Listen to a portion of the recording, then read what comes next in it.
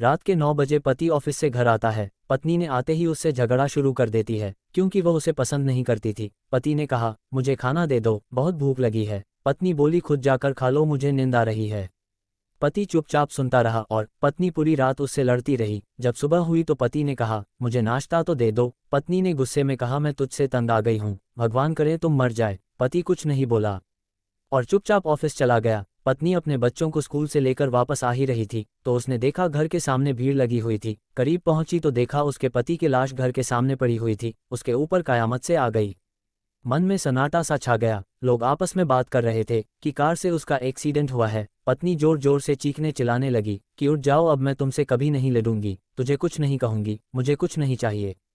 तुम्हें भूख लगी थी ना, चलो मैं खाना देती हूँ, मुझे छोड़कर मत जाओ, उठ जाओ। लेकिन वो कैसे उठता, उसे तो उसके बद्दुआओं ने मार दिया था। पति के जाने के बाद पत्नी को दुनिया बदलते दिखने लगे। उसके अपने उससे मुंह मोड़ने लगे। दुनिया के लोग उसे गंदी नजरों से देखने लगे। फिर कुछ दिनों में उसे उसका घर भी छीन लिया गया। जो हिस्सा उसका बनता था ससुराल वालों ने उसे दे दिया। पति के मरने के बाद उसे एहसास हुआ कि पति जैसा भी हो, चाहे पसंद का हो या नापसंद का, लेकिन औरत के सर का ताज होता है।